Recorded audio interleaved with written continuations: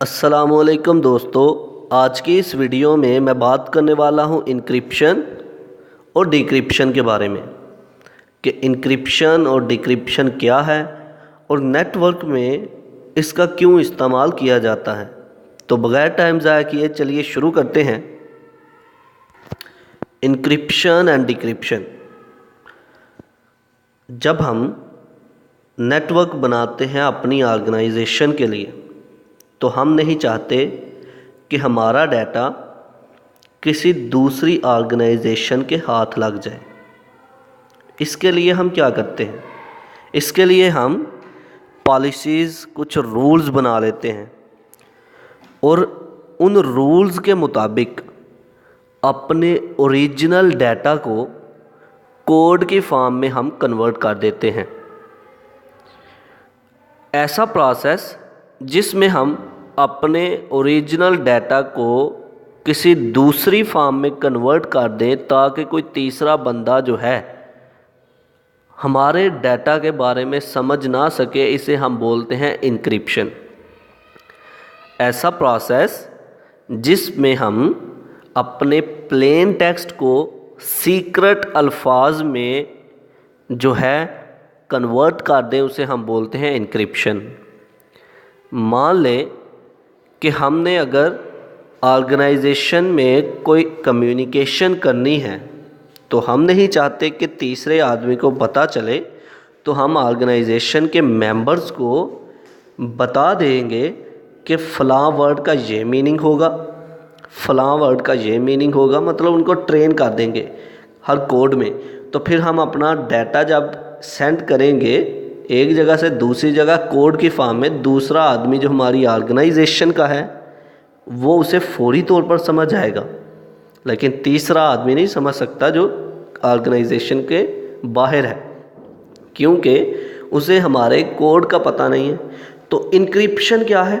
Encryption ये है कि हमारे ओरिजिनल डाटा को कन्वर्ट कर देना सीक्रेट फॉर्म में, सीक्रेट वर्ड्स की फॉर्म में, दूसरी फॉर्म में, कोडेड फॉर्म में कन्वर्ट कर देना ताकि तीसरा आदमी जो है हमारे डाटा के बारे में समझ ना सके।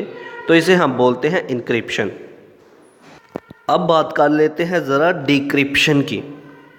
इनक्रिप्शन क्या था कि अपने ओरिजिनल डाटा को सीक्रेट फॉर्म में किसी कोड की फॉर्म में कन्वर्ट कर देना और सेंड कर देना।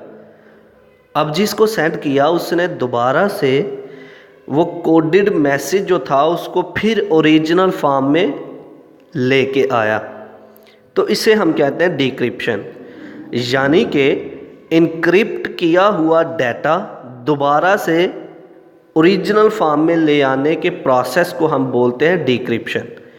ऐसा प्रोसेस जिसमें हम जब डाटा को एक फॉर्म से दूसरी फॉर्म में कन्वर्ट करते हैं तो ये हो गया इनक्रिप्शन, लेकिन जब हम दूसरी फॉर्म से वापस पहली फॉर्म में डाटा को लेके आते हैं तो ये हो गया डिक्रिप्शन। तो अब लफ्जी तौर पर पढ़ते हैं।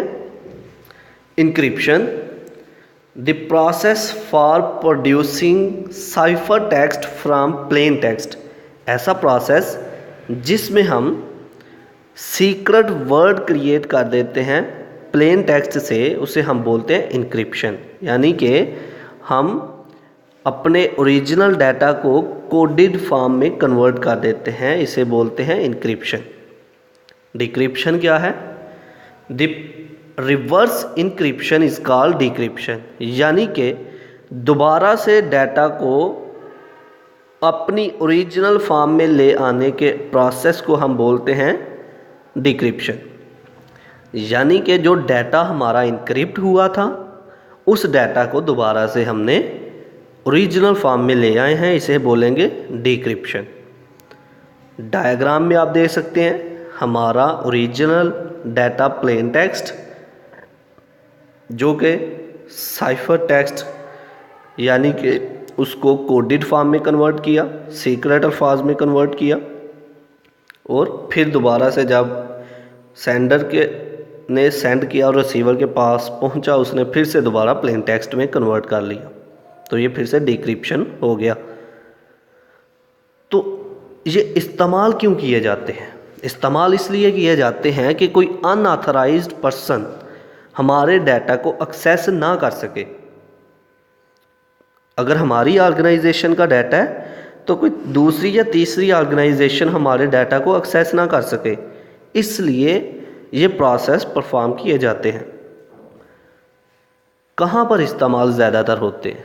ज़्यादातर ये मिलिट्री में, वो लोग जो डायरी लिखते हैं वहाँ पर इस्तेमाल होते हैं। वो लोग जो नहीं चाहते कि हमारा डाटा थर्ड पार्टी एक्सेस करे, वहाँ पर इस्तेमाल होने के लिए ये प्रोसेस किए जाते हैं। तो ये था आज का हमारा लेक्चर, जिसमें हमने बात की इंक्रिप्शन और डिक्रिप्शन के बारे में।